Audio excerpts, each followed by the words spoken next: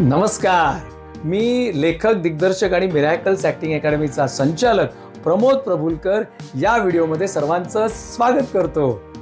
Miracles acting अकॅडमीचे यशस्वी विद्यार्थी नाटक, चित्रपट, टीव्ही ॲड्स, वेब सिरीज, त्याचबरोबर झी मराठी, स्टार प्रवाह, कलर्स मराठी, सन मराठी अशा अनेक चॅनल्सवरती मेन लीड, मीडियम रोल आणि अगदी छोट्या भूमिकांमध्ये पण चमकत आहेत। जसं की मेन लीडमध्ये ऋता दुर्गुळे, किरण गायकवाड, शिवानी बावकर, गिरिजा प्रभू, स्वर्धा ठिगळे, निखिल चव्हाण, निष्ठा वैद्य, दीपकार पारकर, आराध्य लवाटे, प्रियांका देशमुख, रौनक शिंदे, पूर्णिमा डे, विपुल साळुंके, शाश्वती पिंपळीकर, अनया पिंगळे, सुखदा बोरकर, तनिष्का विशे, मंगेश दळवी ह्यासारखे अनेक विद्यार्थी गेल्या 23 वर्षांमध्ये नाट्य चित्रपटसृष्टीत आपले नाव दिमाखाने चमकवत मिरॅकल्स अकॅडमीचा झेंडा उंचावून नेत आहेत। होय, तुम्हालाही हे शक्य आहे। आमच्याकडे शिक्षणाची, वयाची, दिसण्याच्या अनुभवाची अट नाही। 8 वर्षाच्या मुलामुलीपासून ते अगदी 80-85 वर्षाच्या आजी आजोबांपर्यंत विद्यार्थी आमच्याकडे शिकायला येतात। मी स्वतः आमचा अभ्यासक्रम इतका छान बनवला की आमच्याकडे आलेल्या विद्यार्थ्याला आम्ही ॲक्टर म्हणून घडवतोच आणि नाट्य चित्रपटसृष्टीचा इतक्या वर्षांचा संपर्क असल्यामुळे आम्ही त्यांना ऑडिशन्सला पाठवतो आणि जे विद्यार्थी कष्ट करतात, मेहनत करतात त्यांना नक्कीच मेन लीड किंवा मीडियम रोल, अगदी छोटा रोल तरी नक्कीच मिळतो। प्रख्यात निर्माते, दिग्दर्शक सचिन बेळगावकर यांच्या नवरा माझा नवसाचा 1 आणि 2 यामध्ये आमच्या असंख्य विद्यार्थ्यांनी काम केलेलं आहे। मी लिहून दिग्दर्शित केलेल्या गोडगुपित, नामदार मुख्यमंत्री गणप्या गावडे, फिनिक्स, सुंदर माझं घर आणि यूथ ट्यूब या चित्रपटामध्ये तर 300 मिरॅकल्स अकॅडमीचे विद्यार्थी चमकले होते। त्यात प्रमुख भूमिकेमध्ये शिवानी बावकर ही आमची विद्यार्थिनी होती। मिरॅकल्स ॲक्टिंग अकॅडमीचे 6 महिने आणि 9 महिने म्हणजेच 24 रविवार आणि 36 रविवार यांचे ॲक्टिंगचे कोर्सेस असतात। महाराष्ट्रामध्ये आमच्या दादर, ठाणे, पनवेल, बोरिवली, विरार, कोथरूड, चिंचवड, कोल्हापूर, नाशिक, सोलापूर इत्यादी ठिकाणी शाखा आहेत आणि अजून येणार आहेत। माझ्यासह आमचे सर्व शिक्षक तुम्हाला अत्यंत प्रेमाने, हसत खेळत शिकवतात आणि ॲक्टर म्हणून घडवतात आणि नाट्य, चित्रपट, वेब सिरीज, टीव्ही ॲड्स यामध्ये कलाकार म्हणून चमकण्याची संधी प्रदान करतात। मिरॅकल्स ॲक्टिंग अकॅडमीचे विद्यार्थी कोर्स संपल्यानंतर छोट्या छोट्या प्रोजेक्ट्समधून ॲक्टिंग करायला सुरुवात करतात। अशाच धडपडणाऱ्या मिरॅकल्स ॲक्टिंग अकॅडमीच्या विद्यार्थ्यांचे इंटरव्ह्यू पाहून तुम्हाला नक्कीच प्रेरणा मिळेल। आज कोणाचा इंटरव्ह्यू आमची क्रिएटिव्ह हेड नेहा गुजर घेते, पाहूया का?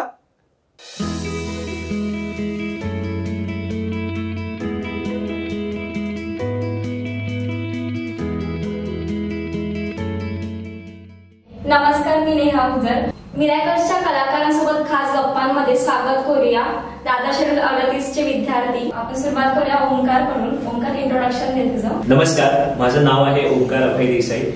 मी दादा शेड्यूल 38 चा विद्यार्थी आहे आणि मी आतापर्यंत बऱ्याच एकांकिका सोबत स्किट्स आणि आता हे सप्तपदी 2 अंकी नाटक सुद्धा करतोय। त्याच सोबत मी याच्या अगोदर एक मराठी सिरियल्स मध्ये सुद्धा काम केलंय, जय जय स्वामी समर्थ मध्ये। आणि लेखन, दिग्दर्शन, अभिनय ह्या तिन्ही गोष्टींची मला आवड आहे आणि त्यासाठीच मिरॅकल्स मध्ये अभिनयासाठी आलेलो आणि इथे आल्यानंतर लेखन सुद्धा आलं, दिग्दर्शन सुद्धा आलं आणि आता त्याच गोष्टी घेऊन पुढे या क्षेत्रात काहीतरी नवीन व वेगळं करण्याचा प्रयत्न सध्या करतोय। नमस्कार, मी श्रावणी कदम। मी दादर शेड्यूल 38 ची विद्यार्थिनी आहे आणि ह्याच्या आधी मी एकांकिकेमध्ये काम केलं आहे, एका स्किट मध्ये सुद्धा काम केलेलं आहे आणि आता सध्या रिसेंटली सप्तपदी या नाटकात नीता हा रोल प्ले करते आहे।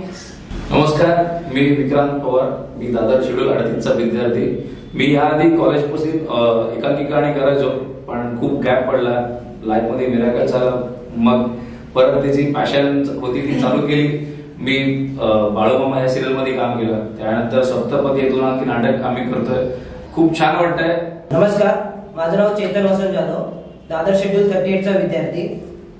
मी आधी काही स्किट वगैरे आणि काही नाटक पण केलं होतं, नंतर एक एकांकिका वगैरे केली आणि आता रिसेंटली मी सप्तपदी हे नाटक करतोय, त्यामध्ये मी आप्पा हा रोल करतोय। नमस्कार, माझं नाव श्रेया कवडे, दादर शेड्यूल 38 ची विद्यार्थिनी।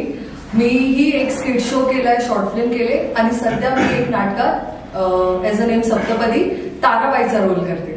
नमस्कार, माझं नाव रोहित संजय केदार। आता माझी अपकमिंग शॉर्ट फिल्म आहे जे आता ते रिलीज होणं बाकी आहे आणि आता सध्या आम्ही आमच्या शेड्यूलद्वारे आम्ही एक सप्तपदी हे जे नाटक आहे ते आम्ही पुढेच त्याची वाटचाल सुरू आहे, त्याच्यामुळे आम्ही आज मिरॅकलद्वारे आम्ही इथं आलो आहोत.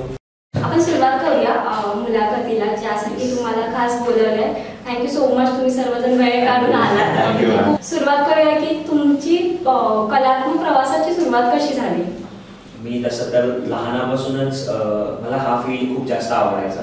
म्हणजे ऍक्टिंग असेल किंवा कुठे डान्स असेल, अँकरिंग असेल. लहानपणी मध्ये एक किस्सा आहे जो खूप फनी आहे वाटेल. ते असतं ना की मम्मी दुपारी घरातच बाजूला घेऊनच झोपायची, नाही बाहेर जायचं, खेळायचं नाही, झोपी दे. तर तिच्यासोबत ते राहून राहून त्या सिरियल्स बघणं किंवा तेव्हा पवित्र रिश्ता खूप जास्त चालायचा. अजून आठवतं एकच सिरियलला मी मम्मीसोबत इतकी बघितली पवित्र रिश्ता.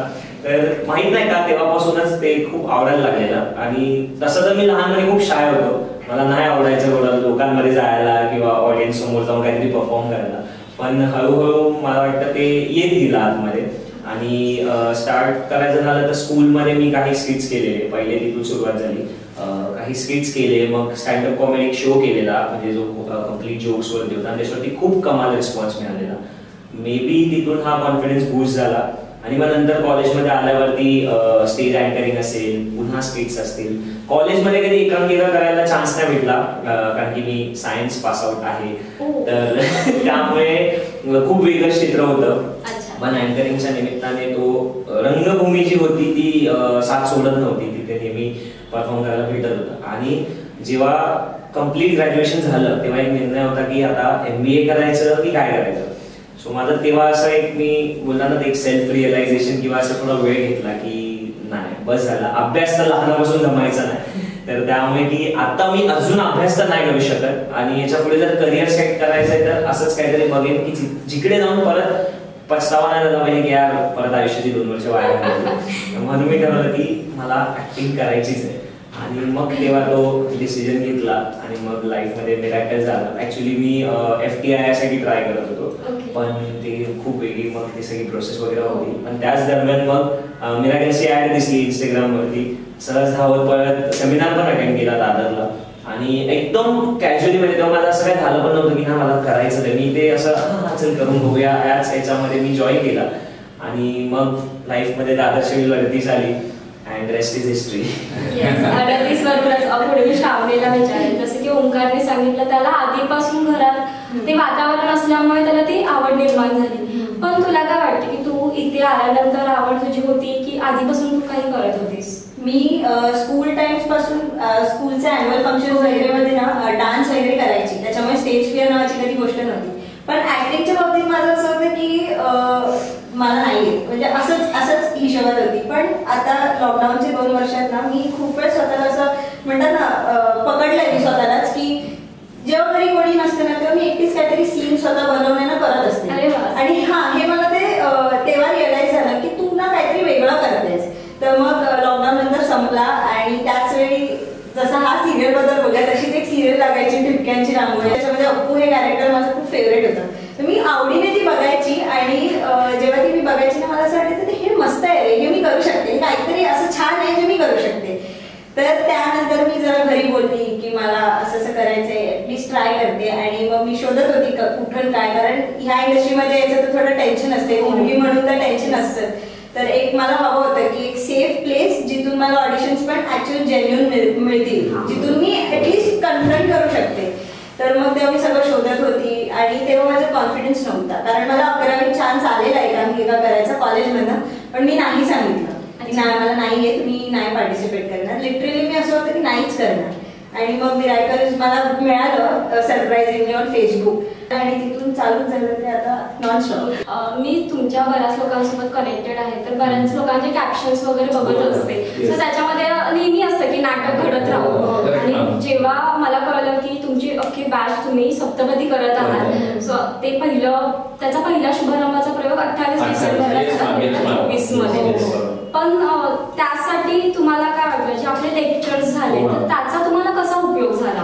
मॅम खरं सांगायचं ना परिपूर्ण उपयोग झाला, कारण का फर्स्ट डे पासून कॉन्फिडन्स येणं खूप इम्पॉर्टंट होतं. त्या तुमचे नवरस तुमचा आवाज कोणत्या पट्ट्याला लागतोय ते, त्यानंतर कॅरेक्टरायझेशन आणि मुळात भाषा प्रत्येक आज आमची जर बघायला गेलं फक्त सप्तपदीची 35 जणांची टीम आहे, त्याच्यामध्ये प्रत्येक जण वेगळं, काही जण मी कोकणातले, मालवणातले, काही घाटावरचे आहेत, तो वराडी भाषापासून कोकणी भाषा, मालवणी भाषावर सगळं ती भाषा येणं सुद्धा आम्हाला मिराकल्सने गिफ्ट दिलेली आहे की हे आमच्याकडे तुम्हाला आहे आणि ते सुदैवाने आमच्याकडे आलं आणि आमच्या मुलांनी ते छानपणे घेतलं, त्याच्यामुळे ते नाटक खूप छान घडलं आमच्याकडून.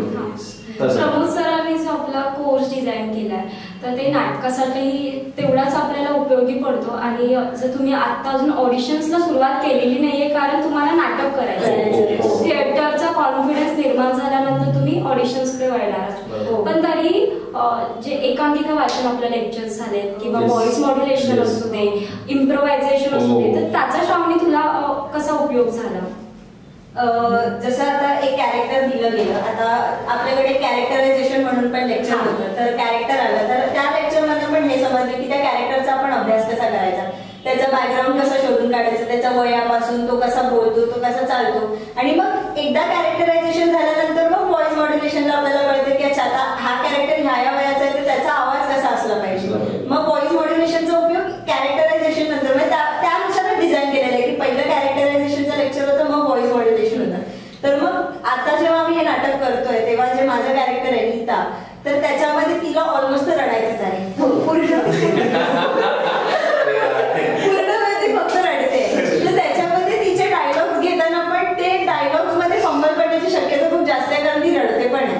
तर ते एक प्रॅक्टिस सुद्धा झाली वाचनातून की आपण जे एकांकिका वाचन वगैरेचे लेक्चर होतात त्यानुसार त्याची प्रॅक्टिस झाली की ते रडताना व्हॉइस न जाता म्हणजे जे त्या कॅरेक्टरचा जो आवाज आहे ते जे आपण रिदम पकडली आहे रडण्याची ते न जाता फंबल न पडणं ह्याचा उपयोग मला खूप जास्त झाला की ते करता करता म्हणजे लोकांपर्यंत पोहोचतंय, म्हणजे ते डायलॉग्स पोहोचले नाही तसं नाही. तसं आता तुमच्या ग्रुपमध्ये काही जण कॅमेरालाही सुरुवात केलेली आहे. ओंकार मी तुला विचारेल की तू कॅमेरासाठी आता तयार झालेला आहेस पण तरीही थिएटर सुरूच आहे कारण कॉन्फिडन्स आपल्याला अजून आणायचा कॉन्फिडन्स. तर जेव्हा तू स्वामी समर्थ सिरियल केलीस त्यावेळेस तुला प्रमोद सरांच्या कॅमेरा अँगल्स आणि ऑडिशन लेक्चर्स किंवा वैयक्तिक त्यांचा काय अनुभव वाटतो? मी तर पहिलं मला हेच सांगायला आवडेल की जसं श्रावणी म्हणाली की जो मिराकल्सना स्टडी पॅटर्न ना म्हणजे प्रत्येक लेक्चर नंतरचे लेक्चर हे मला पर्सनली खूप आवडतं. म्हणजे खरंच अगोदरचा लेक्चर हा दुसऱ्या लेक्चरशी कनेक्टेड आहे, म्हणजे एक जरी मिस झाला तरी पुढे गाडी गळगळते हे आम्ही स्वतः अनुभवलंय आणि त्याचा फायदा म्हणजे खरंच त्याचा फायदा मला खूप चांगला झाला बिकॉज मी ह्याच्या अगोदरही कॅमेरा सोबत काम केलंय. मी फिल्म मेकिंग स्वतः करायचो किंवा मी वेडिंग फोटोग्राफी केली आहे, तर मला कधीच हे जे अँगल्स असतात ना two shot, mid shot, master हे माहितच नव्हतं. तेव्हा प्रमोद सरांनी ते एक एक सगळे सांगितले. आम्ही नेहमी असायचं हा एवढा क्लोजअप घे किंवा हा एवढा घे, फुल घे, हे आमचं नेहमी असायचं. पण जेव्हा त्यांची नावं कळली तर ते खूप कमाल नॉलेज होतं जे मला कॅमेरा अँगलचं लेक्चर मधून कळालं. आणि सोबतच जे क्लासमध्ये प्रॅक्टिस व्हायची ना शॉर्ट फिल्म प्रॅक्टिस आहे किंवा कॅमेरा अँगलचे 2 लेक्चर होते प्रॅक्टिसचे, तिथे सुद्धा आमचं आधी तिथे बेसिक पॉलिशिंग सगळं झालं कारण की तिथे 1 to 1 जे सर शिकवायचे आम्हाला अजून आठवते तेजस निवळकर सर होते आणि प्रशांत गेडणे सर होते 2 वेगवेगळ्या लेक्चरला. तर त्यांनी जो हँडहेल्ड असेल किंवा तुमचा टू शॉट लागला तर तुम्हाला फक्त एवढंच हलायचं आहे, खालची बॉडी हलली नाही पाहिजे, क्लोजअप असेल तर फक्त चेहऱ्यांनी खेळायचं आहे, ह्या ज्या बारीक बारीक गोष्टी होत्या ना त्या खरंच त्या सिरियलमध्ये मला कामी आल्या. आणि आपण बरंच ऐकतो की जेव्हा तुम्ही सेटवरती जाता तुम्हाला टेक्निकल माहिती नसतील तर तुमचे डिरेक्टर काशी करतात आणि तो मी अनुभव घेतलेला. पण मिराकल्समुळे किंवा त्या गोष्टींमुळे माझ्यासोबत ते झालं नाही तर देवाच्या कृपेने की तिथे जाऊन मला टेक्निकल बेसिक माहिती असल्यामुळे तरी मी कॅमेराला खूप चांगल्या पद्धतीने फेस करू शकतो. तर खरंच खूप चांगला मला अनुभव सुद्धा होता सिरियल करण्याचा आणि ह्याने ह्या सगळ्या स्टडी पॅटर्नने किंवा ह्या टिप्सने मला तिकडे खूप चांगला सपोर्ट केला. आत्ताच तुमची बॅच संपून 2 वर्ष झाले आणि आता 36 लेक्चर्स नंतर मग बाहेर पडल्यानंतर काय करायचं असा प्रश्न पडला असणार. पण आता जे तुम्ही वळण घेतलंय का नाटकाकडे सप्तपदी नाटक जे आपले 5-6 विद्यार्थी आणि दादर 36ची बॅच तुम्हाला का असं वाटलं की ते नाटक तुम्ही करावं? सप्तपदी एक दुसरं मिराकल आहे आमच्या आयुष्यात येणार. कारण की मला आठवतंय महेशने मला वाटतं पहिला महेश जो होता, म्हणजे मला आणि महेशला ही सवय आहे की प्रत्येकाला जाऊन भेटावं, त्यांच्याशी कनेक्ट व्हावं, त्यांचं काय चाललंय किंवा त्यांच्याकडे अशा काही गोष्टी आहेत ज्या आपल्याला थोडं नॉलेज घेता येईल. तर तसं महेशने अगोदरच्या बॅचला कनेक्ट केलेलं आणि त्याला कळलेलं की सप्तपदी नाटक होत आहे आणि त्या लोकांनी त्याला मला वाटतं एक पहिला रोल दिलेला. हा, म्हणून महेश तिकडे गेला आणि जेव्हा महेश गेला तेव्हा तो ह्या मुलांना पण बोलला की आमच्याकडे गावकऱ्यांचा किस्सा आहे, मॉब बसवायचा आहे, तर तुम्ही प्लीज या. तर मग हे लोक गेले आणि मग कळलं कोकणातलंच नाटक आहे. नाटकाचा पहिला अंक धमाल आहे, तुम्ही तर पाहिलाच आहे. म्हणजे तर मग ते कसं होतं की कोकण आलं ना, म्हणजे कोकणात काही आलं की हा भाई करायचंय, मग ते काही असू दे करायचंय. तर मग तसा एक पहिला तो एक फॅसिनेशन झालेला. आणि नंतर जेव्हा एकेकाला जी पात्र दिली ना ती इतकी क्रेझी किंवा कमाल होती ना, आणि जेव्हा अशी सेम पात्र मिळाली ना करायला, ते पण डायरेक्ट रंगभूमीवरती, तर मग ते प्रत्येकाला झालं की नाही करूया, मग बघू आपण पुढे काय होतं. मग तशी सप्तपदी पहिली ह्या मुलांनी केली, ह्यांनी ती जगली, ह्यांनी काही त्याचे प्रयोग केले, एकांकिका केली. म्हणजे मी नव्हतो, चेतन होता, रोया होता, विकी, महेश, उम्या, प्रवीण दादा, ह्या लोकांनी ते पहिलं केलं. आणि नंतर जेव्हा ती टीम थांबली, त्यांना ते नव्हतं करायचं, तेव्हा विकीची अशी इच्छा झाली की हे नाटक आपण आपल्या पुढे घेऊन करायचं. आपल्याकडे टीम आहे, आपली पोरं तेवढी दमदार आहे, आपल्याकडे तो टॅलेंट आहे, पण ही एवढी सोनेरी स्क्रिप्ट जी म्हणजे त्याचं असं होतं की आमच्या आयुष्यात पहिल्यांदा आली ना, ज्यांनी कोणी आम्हाला ऑफर केली, तर मला हिला अजून चांगली एकदा करायचं, हिला असंच नाही जाऊ द्यायचं, कारण की तिच्यामध्ये एवढा पोटेन्शियल होता. आणि मग तो विकीने मोर्चाचा एक पुढाकारी असतो तसा पुढाकारी घेऊन आला की सप्तपदी आपल्या मुलांसोबत करायचे तिसऱ्या टायटल खाली. आणि अशी मग ती सप्तपदी आमच्या लाईफ मध्ये. नाटक उभं करणं म्हटलं तर पैसाही तेवढाच. तर मला आताच कळलं आपल्या गप्पांमध्ये की तुम्ही त्या नाटकासाठी निर्माते आहात, तर त्याबद्दल तुम्ही सांगाल की तुम्हाला का वाटलं? खरं सांगायचं ना मॅम, मी ऑलरेडी ना जो मिराकल्स जॉईन झाल्यानंतर आम्ही ना नाटक बघायला जायचो. तर प्रत्येक वेळी आमच्या ग्रुपमध्ये आज हे नाटक चला बघायला जायचं. तर रविंद्रला आलो, आम्ही शो बघायचो. तर ना मी असा अंदाज घ्यायचो की नाटकाला किती खर्च येतो. तर तसं मी ठरवलं की नाटकाचा पण एक बघू की फायनान्स किती लागेल. तर माझ्यासोबत रोहित होता, तो रोहितने आम्ही दोघांनी विचार केला ₹1,00,000 नाटक होत असेल. तर बोलला हा भाई हो जायगा करते. ₹1,00,000 आपण फायनान्स कसंही करू शकतो, हे आपल्या डोक्यात होतं दोघांच्या. मग आमच्यासोबत तिसरा पार्टनर आला. तर आम्ही ठरवलं पोरांनी की जर फायनान्स करतो बरोबर तर काय. त्यानंतर मग सुदैवाने माझ्या ना घरात माझे आई बाबा खूप मोठे कलाकार आहेत. हा खूप, म्हणजे ते कबड्डीपटू आहेत. तर माझ्या आईला खूप ऍक्टिंग खूप आवडते. आणि तर माझी आई बोलली माझा लेख करतो तर थोडा हातभर मी पण लावते. तर माझी आई बोलली चेत्याला आणि रोह्याला ठीक आहे करताय पोरं करू दे, पण आपण मोठा पण आपण घेऊया करून. तर पण मी बोललो नाही, पोरांचं पण नाव दिसलं पाहिजे. मग रोह्याने बोलला की भाई मैं स्टेज का बॅकग्राऊंड करतो, तुझे मी सगळं करतो. आणि चेत्या बोलला जे काय आहे ते मी करतो. मग पोरं हॉलचे पैसे देत गेले, कारण का एखादी फिल्म किंवा सिरियल किंवा नाटक पैसा मेन इम्पॉर्टंट. निर्माता म्हटलं की प्रत्येकात एक गणित असतं की म्हणजे जेवणापासून असू दे, हॉलचा खर्च किंवा शो संपेपर्यंत निर्मात्याला ते बघावं लागतं. आणि नंतर मला इतकं कन्फर्म होतं ना की म्हणजे ना पूर्ण बॅच माझ्या पाठीशी उभी होती. अहो काय कोण होतं.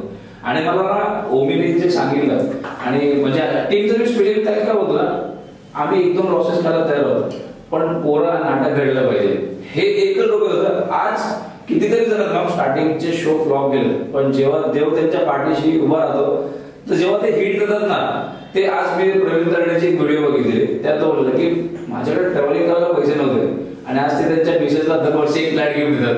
पण मी फ्लॅट टाकणार, ऍटलिस्ट आपली मराठी भूमीमध्ये जे आपल्याकडे आहे ते आपल्या पोरांनी टिकावं आणि आपली मराठी पोरं अशी ग्रो करावी, ही माझी जाम इच्छा आहे. त्यामुळे मी करत राहतो. आणि मला ते पहिल्यापासून माझ्या रक्तामध्ये की नाही आपली पोरं पुढे गेली पाहिजे, आपली पोरं पुढे गेली आपण ऑटोमॅटिकली पुढे जावं. चेतन, तुझ्या कॅरेक्टर बद्दल विचार, जे तू सप्तपदीमध्ये करत आहेस अप्पाचं कॅरेक्टर, आणि तर त्या कॅरेक्टर बद्दल सांगशील? कॅरेक्टर बद्दल आता स्पेशल सांगायचं म्हणजे मेन गोष्ट ते आहे बेवड्याचं कॅरेक्टर. आणि ऍक्च्युली मी ड्रिंक करत नाही. ते कॅरेक्टर कसं काय केलं ते मला ऍक्च्युली असं सांगता येणार नाही, पण त्याची सुरुवात तुम्हाला सांगतो कशी झाली. ही सप्तपदी आम्ही ऍक्च्युली आधी करायचो, त्याच्यात रोल होता माझा गावकऱ्याचा. तर मग डायरेक्टर होता की त्याने आमचे हे घेतले ऑडिशन घेतले होते. तर त्याच्यात तो आधी बोलला होता की तू असा असा रोल करून ये, पाठांतर करूनच आहे. एक सरपंच होता, एक रमाकांत होता आणि एक आप्पाचा होता जो बेवड्याचा. तर मी तर बोललो बघ मला तर जमणार नाही ते काहीच, पण मी पाठ करून येईन. पहिल्या दिवशी मी गेलो, जसं सॅटर्डे संडे आमची प्रॅक्टिस लागायची. सॅटर्डेला गेलो तर मला बोललेला खास करून बेवड्याचाच रोल पाठ करून ये. मी बेवडा आणि सरपंच करून गेलो नव्हतोच तरी पण, कारण मला माहित होतं की माझ्याकडून काहीच होणार नाही. तेवढा कॉन्फिडन्स नव्हता, कारण नवीन निघालो होतो तिकडून. गेलो तर तो बोला उभा राहा पुढे. दादा माझं काही पाठच नाही, तुम्ही उभा कसा राहू. तर खरंच त्याने बोला तरी पण तू उभा राहा, मी बघतो बाकी काय 2 शब्द ते काय असेल ते तरी बोल. तर मला ते नाही अजून नाहीच येत होतं की मला उभं आता पण नाही येणार. मी शेवटी नाहीच गेलो. मग 2 शब्द सगळ्या ग्रुप समोर मला सुनावले की तू करतोयस, तुला आतून आहे ते, पण तू का नाही करत आहे ते. मला बोलला उद्या संडे आहे, उद्या जी प्रॅक्टिस लागेल त्या संडेला तू उभा राहायलाच पाहिजेस. मग ते मला कुठेतरी लागलं की भाई आपण काहीतरी केलं पाहिजे. जर डायरेक्टर बोलतोय तुझ्याकडे आहे ते, तर का नाही काढत असतो. तर मी त्याच सॅटर्डेला रात्री पूर्ण ते कॅरेक्टर पूर्ण अभ्यास केला त्याचा. आणि जेव्हा संडेला प्रॅक्टिस लागली तर मी उभा राहिलो बेवड्याच्या कॅरेक्टरसाठी. मला तर वाटत नव्हतं की माझ्याकडून काय होईल करून, तरी पण मी उभा राहिलो. आणि सगळ्या ग्रुप समोर तर ते एक प्रेशर असतो की ग्रुप समोर काय बोलायचं, सगळे नवीन नवीन असं वाटायचं तेव्हा. तर सगळ्या ग्रुप समोर उभा राहिलो, ते कॅरेक्टर प्ले करायला सुरुवात केली. तर मग जसं संपलं आपोआप समोरून त्या ग्रुपच्या टाळ्या यायला लागल्या की खरंच तू कमाल केलीस. कारण त्याच नाटकात आधी जो करत होता तोच रोल, त्याच्यापेक्षा पण बोलतात तू खरंच पहिल्यांदाच करून खूप चांगला रोल केलास तेव्हा. पण त्यासाठी आपले जे फिजिकल मुवमेंट लेक्चर आहे त्यामध्ये सर्व वाक्य घेतली जातात. बेवड्याचं कॅरेक्टर असो, मच्छीवालीचं कॅरेक्टर असो, वेगवेगळ्या भूमिका घेतल्या जातात तुमच्याकडून करून. मग त्या लेक्चरचा तुला काही उपयोग झाला का की किंवा कॅरेक्टरायझेशन जे लेक्चर झालं त्याबद्दल, कॅरेक्टरायझेशन आणि फिजिकल मुवमेंट हे 2 लेक्चर कनेक्टेड आहेत तू जे कॅरेक्टर करतोस त्यासाठी. तर त्यासाठी तुला कसा उपयोग झाला त्याचा? फिजिकल मुवमेंट तर कारण बेवड्याच्या कॅरेक्टरला मुवमेंट तर खूप आहे. जर त्याला जर वाक्य जर नसतील बोलायला काय, पण तो स्वतःच्या फिजिकल मुवमेंटने तो खेळू शकतो. एवढा तर म्हणजे त्या कॅरेक्टरचं खूप हे आहे. तू आता सप्तपदीमध्ये पण ते कॅरेक्टर केलंस आणि आताच आपला मिरॅकल महोत्सव वर्ष 2 त्यामध्ये एक शॉर्ट फिल्म केली तुमच्याच क्लब 38 मधून काही 4-5 जणांनी. त्यामध्येही तू बेवड्याचंच कॅरेक्टर कसं जुळून आलं की आता पुन्हा तेच कॅरेक्टर करायचं? हा, तर ऍक्च्युली त्या रोलसाठी पण खूप दिवस ते माझ्या मागे लागलेला तो मित्र महेश आपलाच. तर मला बोलतो हे कॅरेक्टर तूच कर, कारण तुझ्याकडून ते खूप बाप निघेल. मग मला बोलतो तुझा सप्तपदी मधला आप्पाने पाहिजे मला. एक्झॅक्टली, कारण प्रत्येक ठिकाणी भूमिका वेगवेगळ्या असतात, स्वतःच निभावणं गरजेचं बोलला खूप डिफरंट आला पाहिजे. श्रेया आणि सप्तपदी मधली तारा, तर त्या कॅरेक्टरबद्दल थोडंसं 19-20 कॅरेक्टर आहे, तर त्याबद्दल सांग. ऍक्च्युली मला स्टार्टिंग पासूनच सगळे येड्याचीच कॅरेक्टर्स भेटतात आणि तारा हा जो कॅरेक्टर आहे, ऍक्च्युली मला तारा हा पहिला कॅरेक्टर नव्हता भेटलेला. मला लोटेबाईचा कॅरेक्टर भेटलेला जो की टीचरचा कॅरेक्टर आहे. बट बोलतात ना एंड ऑफ द डेला जो माझा कॅरेक्टर होता तो माझ्याकडे आला ताराबाईचा. So I was so happy. Omkar, तुला की लेखन, अभिनय आणि डिरेक्शन तर कोणतं माध्यम आवडेल आणि का? मला पर्सनली अभिनय सगळ्यात जास्त आवडेल आणि तोच आवडतो, माहित नाही का, पण कॅमेराच्या पुढेच काम करायला जास्त आवडतं. जे डिरेक्शन आहे किंवा लेखन तर मी सांगेन आता म्हणजे 2024 मध्ये मी माझ्यात एक लेखक म्हणून शोध घेतलाय. आणि डिरेक्शन जसं मी म्हटलं की तो ना एक स्वभाव आहे सगळ्यांना मदत करायचा किंवा जे काही आतापर्यंत शिकत आलोय. मग असं वाटतं की आताच जसं कॅमेराचं झालं, रोशन सर हे असं करून बघा तसं करून, माहित नाही ते आपोआप येतं की वाटतं असं की प्रत्येकाला मदत करावी. मग तिथून तो डिरेक्शनचा हळूहळू गुण आलाय. आणि सप्तपदीमध्ये पण ऍज अ असिस्टंट डिरेक्टर म्हणून तर कारण मला जो रोल होता बघण्याचा तो खूप छोटा होता आणि मला असं झालेलं की आपण आधी करू, पण नंतर माझ्या काही कामानिमित्त मला एक 4-5 दिवस 4-5 प्रॅक्टिस नव्हतं यायला जमत. मी विकीला बोललो की विकी मला जरा असं काही पर्सनल इश्यूजमुळे थोडा ब्रेक घ्यावा लागतोय, तू ते जरा बघ हे कोणा तरी चालेल, मला काही हरकत नाही. तर म्हणून मग तो तेव्हा ऍक्टिंगचा तो ह्या नाटकातून माझं कॅरेक्टर सुटलं माझ्याकडून. पण मी नंतर जेव्हा आलो मला बऱ्याच गोष्टी कळल्या. मला अनिकेत दादा पण बोलला की त्याला पण काही त्याच्या पर्सनल कामांमुळे गडबड गोष्टी होत होत्या. तर मग मी बोललो चला आपलीच पोर आहे, आपलाच क्लब आहे, आपलाच पहिला प्रोजेक्ट आहे आणि मग तो कुठे कमी नको पडायला. त्यामुळे मी इथे एक असिस्टंट डिरेक्टर म्हणून त्याच्यात जॉईन झालो किंवा हातभार लावायला सुरुवात केली आणि मग ती पूर्ण कॅप्टन ऑफ द शिप बनून ती शिप पुढे न्यायला सुरुवात केली. पण माझा नेहमीच अभिनय हीच पहिली प्रायोरिटी किंवा मला तीच त्या सगळ्यात जास्त करायला आवडेल. ओके, नाटकासाठी जो आता तुम्ही सप्तपदी सुरू केलं तर त्यासाठी बाहेरून तुम्हाला प्रतिसाद कसा होता? कारण नवोदित कलाकार म्हटलं की सर्वच गोष्टी नव्याने आल्या, तर त्याबद्दल सांग. ह्याच्याबद्दल सांगायचं झालं तर आमच्यासाठी हे खूप शॉकिंग होतं. कारण मी स्पष्ट जे काय ते खरं सांगतो, जेव्हा सप्तपदी करायची ठरवलेली आमचं असं होतं की एक प्रयोग करूया, जर आपलं जे आपण स्वप्न पाहिलंय किंवा जी इच्छा मांडली करायची, एक प्रयोग करू आणि नंतर मग बघू पुढे काहीतरी वेगळ्या गोष्टी करू, हेच नाही करत बसायचं. आणि ह्याच्यात काय होत होतं की सप्तपदीचा पहिला अंक ना एक फटाका आहे, तो फॅन्सी आयटम असतात ना जे बघूनच भारी वाटतं. तर सप्तपदीचा पहिला अंक एक फॅन्सी आयटम आहे आणि नंतरचा दुसरा अंक ना खूप असा एकदम शांत सोजू आहे. आपल्या तरुण पिढीला कधी कधी त्यात जास्त मजा येत नाही, मग आपल्याला थोडं असं वाटतं की हा सिंपल सिंपल चालू आहे. तर म्हणून आमचं असं होतं की बघूया, दुसऱ्या अंकामुळेच नाही, नाटक नेहमी प्रत्येकाचं असं असायचं की ओके चालेल काहीतरी करू, बघूया काय रंगवता येईल. पण नेहमी त्या गोष्टीमुळे ना आम्हाला असं होतं की पहिला एक प्रयोग करू मग नंतर त्याचा विचार करू. पण जसाच प्रयोग झाला, तुम्ही स्वतः ऑडियन्स मध्ये होतात, पडदा उघडायच्या अगोदर ते जे काही ऑडियन्सचं रिॲक्शन होतं आमच्यासाठी शॉकिंग होतं. म्हणजे जेव्हा ते तिकीट काउंटरवरती मी गेलो आणि मी ती जी गर्दी बघितली ना, तेव्हा असं ते बोलतात ब्लँक नव्हतं झालो, पण वाटलेलं की एक आधी आनंद झालेला, इतकी गर्दी आली म्हणजे आज मजा येणार आहे प्रयोग करायला. पण नंतर मग जेव्हा आतमध्ये ऑडियन्स रिॲक्शन सुरू झाली पडदा उघडायच्यावर, आणि ह्यांना काहीच माहिती नव्हतं, हे सगळे पडद्याच्या मागे त्यांची तयारी करत होते. हा माझ्यासोबत शेवटपर्यंत होता. ह्याची पहिली एंट्री असून हा नाटकाच्या 15 मिनिटं अगोदर चेंजिंगला गेलाय. म्हणजे इतका तो गडबडलेला. विकीचं सेम होता, हा माझ्यासोबत इकडे सगळीकडे धावत होता, रोया तिकडे साईड सांभाळत होता. पण जसंच मी आत आलो ना सगळे तिकीटचं रॅपअप करून, मी जे बघितलं पूर्ण हाऊसफुल शो आहे, सगळ्या सीट्स एकदम खचाखच भरलाय, तो जो क्राऊडचा चिअर होता तिथे एक एनर्जी झाली. मग मी ती ह्यांना पासवून गेली की गाईज शो हाऊसफुल आहे, कमाल करा. शो त्यांनी दमदार केला.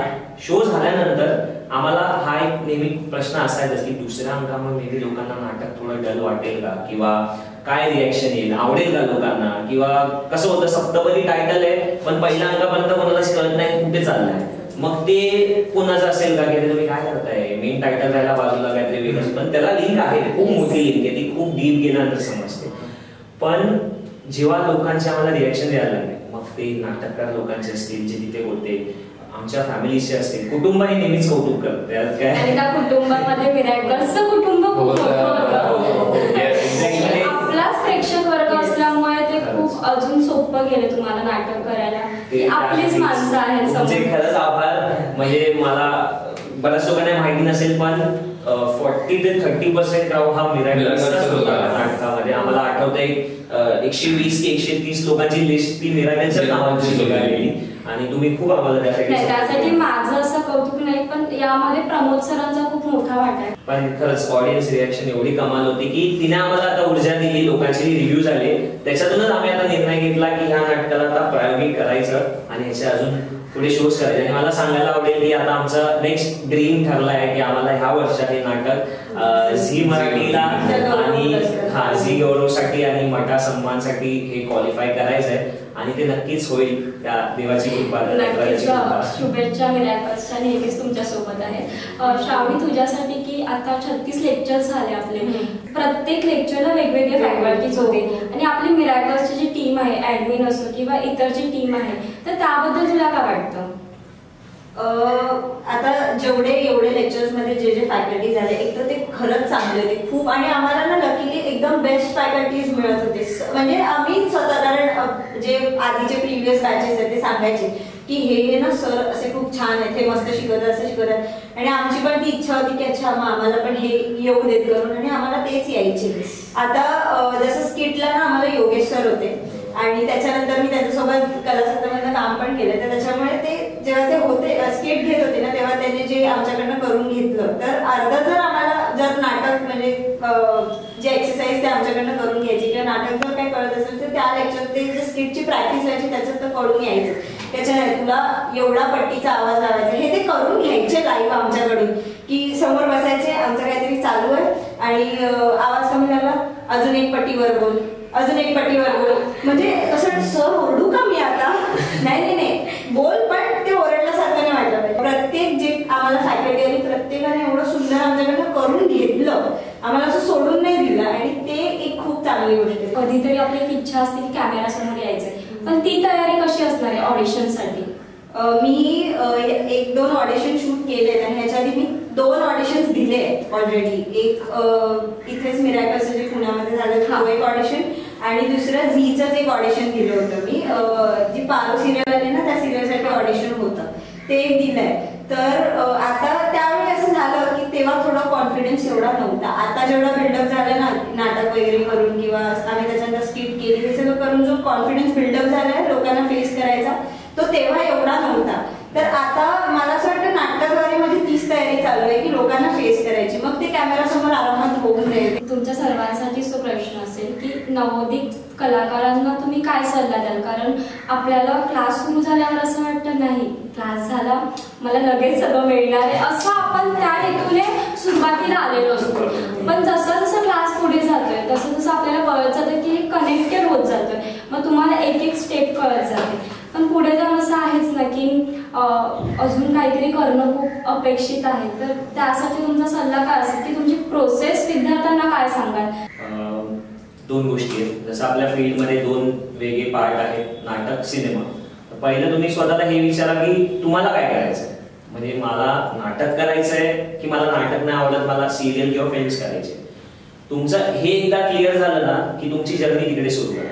जर नाटक करायचंय तर एकांकिकेचं किंवा नाटकातले ग्रुप शोधा, तिकडे जाऊन ऑडिशन द्या, त्यांना जॉईन व्हा, 2-3 वर्ष तिकडे घासा. तिकडून मग तुम्हाला पुढे जर सिरियल्स किंवा फिल्म मध्ये डायरेक्ट जायचंय तर तसंच. पण जर तुम्हाला सिरियल्स किंवा फिल्म्स करायचे मग तुम्ही नाटक या क्षेत्राकडे बघूच नका.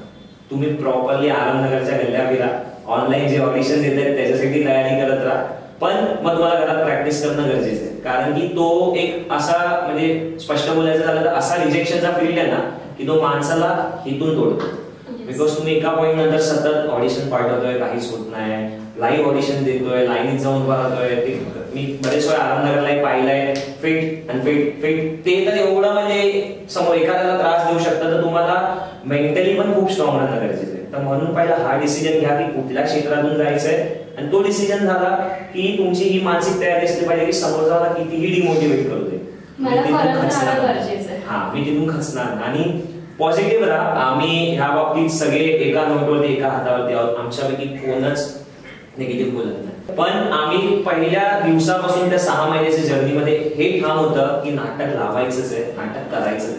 मे बी ते शेवटच्या 20 दिवसात उभं राहिलं असेल, पण आम्ही कधीच निगेटिव्ह बोलत नाही. आमच्यामध्ये निगेटिव्ह लोकांना आम्ही थारच देत नाही. आम्ही सर्व बोलतो दरवाजा उघडा आहे, प्लीज तुम्ही राहा, आम्हाला तुम्ही येऊन डिमोटिवेट करू नका.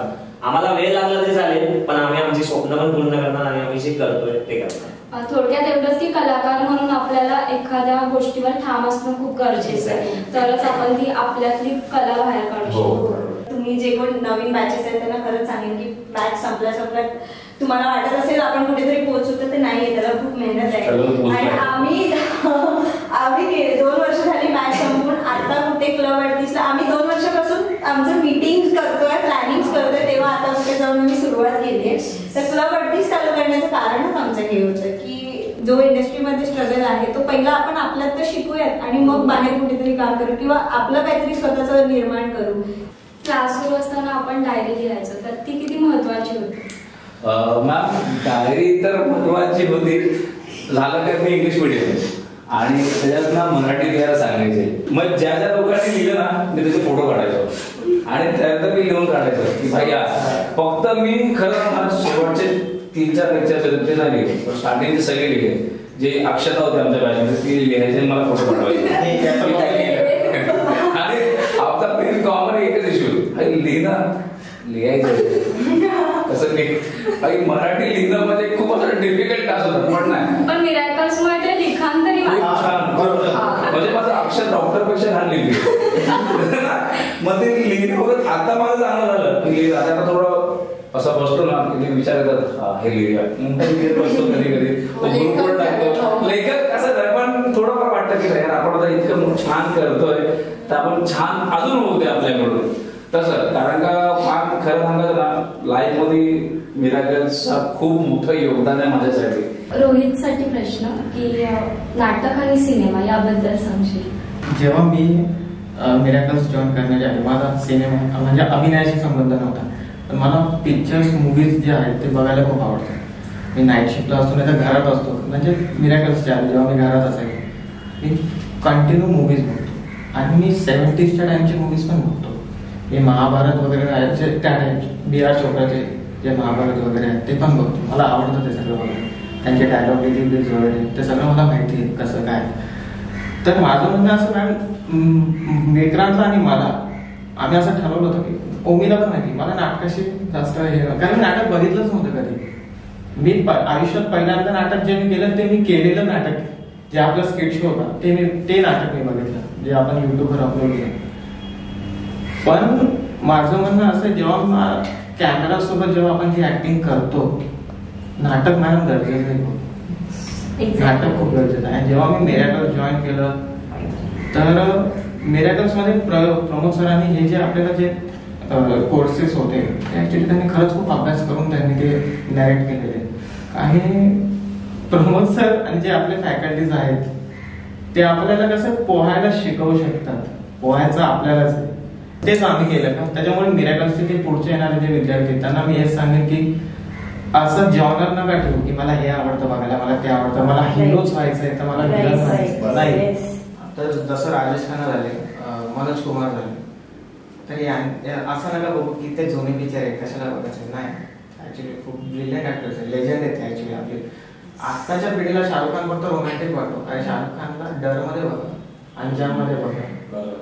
शाहरुख खान त्याच्यामुळेच पुढे आले. त्याच्यामुळे मूवीज बघा आणि त्याच्यासोबत नाटक पण खूप गरजेचं आहे. आणि आता प्रत्येक कलाकार जो मोठा झालेला आहे प्रत्येकाने स्ट्रगल केलेला आहे. आपण जर इंटरव्ह्यूज ऐकत असतो तर प्रत्येक विद्यार्थ्यांना माझं हे सांगणं आहे की जे इंटरव्ह्यूज असतात, मराठी इंटरव्ह्यू असो, हिंदी इंटरव्ह्यू असो कलाकारांचे, ते सर्वांनी नक्की पहा, कारण त्यातून आपण खरंच खूप काही शिकतो. आणि त्याचं ऐकणं बघणं हे कलाकार म्हणून खूप महत्वाची गोष्ट आहे. सो ती विद्यार्थ्यांनी नक्की फॉलो करावी. मिरॅकल्स बद्दल तुला काय सांगायला आवडेल? मी नेहमी असं म्हणतो की मिरॅकलने आमच्या आयुष्यात एक मिरॅकलच आणून दिलाय. आणि एक टॅगलाईन पण त्याच्यानंतर मी बनवली, हॅशटॅग बनवला की बिलीव्ह इन मिरॅकल्स. म्हणजे ते मे बी हे मिरॅकल्स असेल किंवा तुमच्या आयुष्यातले मिरॅकल्स असतील. कारण इथे असे बरेच लोक आहेत, जसं मगाशी रोहित म्हणाला की त्यांना नाटक कधी करायचंच नव्हतं. म्हणजे विक्रांतचं असेल, रोहितचं असेल, यांचे डायरेक्ट वाक्य होते. मी पण जेव्हा मला क्लासमध्ये कोण विचारायचं ना कधी की तुला आयुष्यात काय करायला आवडेल, सिरियल की सिनेमा की नाटक, तर मी नेहमी पहिला सिनेमासाठी हात वर करायचो. कधी ते वाटतच नव्हतं की नाटकासाठी इतकं फॅसिनेशन वाढेल किंवा इतकं आम्हाला ते करायला आवडेल. पण ते बोलताना तुमच्या आयुष्यात जे लिहिलेलं असतं ते घडतंच. कारण तेव्हा विकी पण मगाशी म्हणाला की आम्ही कधी विचार पण केला नव्हता की बोरिवली, अंबरनाथ, माहीम, लालबाग ही सगळी पोरं दादरच्याच बॅचला भेटतील आणि बरोबर त्या 38 मध्येच काय भेटतील. म्हणजे कोणी अगोदर सेमिनार अटेंड केलेले जेव्हा 36-37 बॅच चालू होती, कोण अचानक धावत ठाण्याच्या बॅच वरून इकडे आला किंवा हा बॅच चेंज करून ठाण्याला जाणार होता. पण ते असं म्हणतात ना की म्हणून बिलीव्ह इन मिरॅकल्स, ते जे काही लिहिलेलं आहे ते तुमच्या नशिबात घडणार आणि तुम्हाला तेव्हा ते मिळणारच. आणि तुम्ही कितीही त्या गोष्टीला नाकारलं किंवा त्याच्यापासून लांब गेलात, पण जर तुमच्यासाठी ते लिहिलं असेल तर तुम्हाला ते तिथेच आणून आपडणार. सो मिरॅकल्सने खूप नवीन कुटुंब दिलं, खूप एक आयुष्याची एक वेगळी संधी दिली आहे, जिच्या वाटचालीवरती आता आम्ही सगळेच आहोत आणि त्याच्यात चांगलंच काहीतरी करू. थँक्यू सो मच सर्व टीमला. आणि छान आपल्या गप्पा झाल्या, त्यामुळे नवीन विद्यार्थ्यांना आपल्याला काहीतरी एक प्रेरणा देता येते. सगळ्यांना मिरॅकल्स अकॅडमी तर्फे खूप खूप शुभेच्छा.